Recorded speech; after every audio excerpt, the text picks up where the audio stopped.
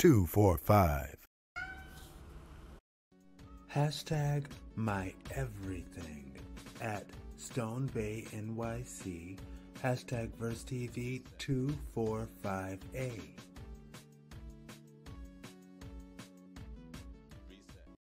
Took me a while to learn that, there's no way we could be everything to each other. We have different interests, different goals. There was this stage in my marriage where I thought that's what a partner was supposed to be. You should call me all the time. We should talk all the time. We should be each other's best friends all the time. Our marriage got better when I got better about that, because I think he already had that independence, this notion of, I love you. Even if I don't talk to you today. As I got older, right, I got more mature, more clear about my own goals, I realized that he can't be responsible for my happiness. I have to be responsible for that. I have to define it for myself. I have to learn how to achieve it. My husband is definitely a part of that, but he is not I cannot put him in the center of my happiness. That freed me up to let him be him and let me be me. It took me a while to learn that. She is marvelous. They are marvelous. And it took me a long time to learn that too. How in love, it's not always supposed to be like 100%.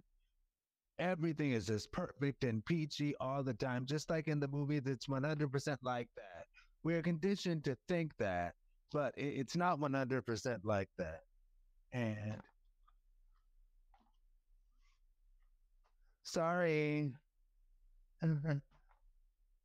They are excited for me. They're like, Aaron's here. Hey, let's go and feast on him. Anyway.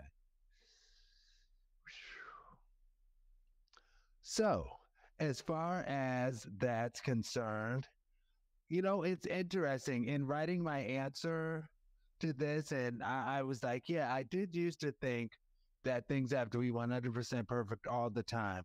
And when she was like, former First Lady Michelle Obama, explaining that former President Barack Obama explained, like, I love you. We might not do this thing all the time, but I love you, period. Anyway, that's a gospel song, but yes, you are that one. And I know I have a song for that, but it's not coming to mind, so whatever right now. But it had me think about when I was younger. My mom and I, whom I love very much, of course, you hear me talk about her all the time. I used to get into some very intense debate arguments with my mom. And I remember one time she asked me, she's like, Aaron, why do you argue with me so much? Why? And it actually caught me off guard, because I was like, why do I? Because I love my mom very much. And it's like, why do I argue so much and blah, blah, blah. And I was like, you know what? I argue with my mom because I care about her opinion. I don't argue when I have intense disagreements with other people because I don't really care about their opinion.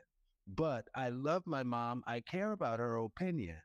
So that's why I'll want her to see things my way, But even that was immature, but I connected to what she was saying, in that love can still be there, even when things are not marvelous, beautiful, bushy, bright, perfect.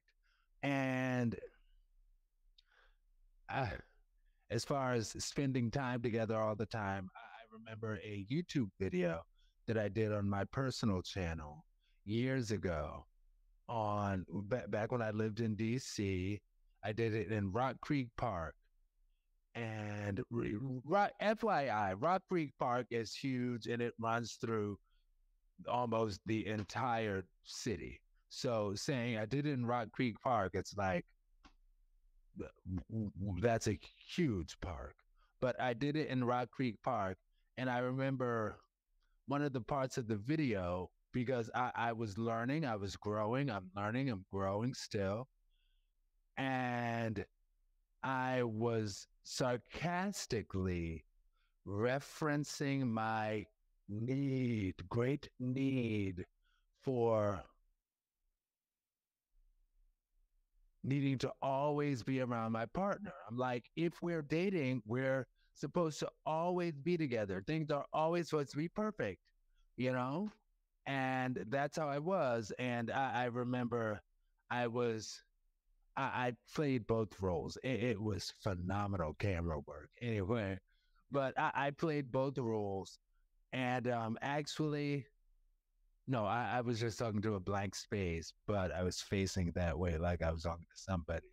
Anyway, I remember one of the lines I sarcastically said. Well, I didn't sarcastically say it. I said it sincerely, but it was meant to be sarcastic. Talking to my partner, and I was like, "Oh, okay. So you're off tomorrow? Oh, guess what? I'm off tomorrow too. So you know what that means? We got to spend a whole day together. Yay!" And then it was like, "What? What do you mean we can't spend every free moment together?" And I get it. That was unnecessary as well, but I I think it was also so tied to insecurity on my part.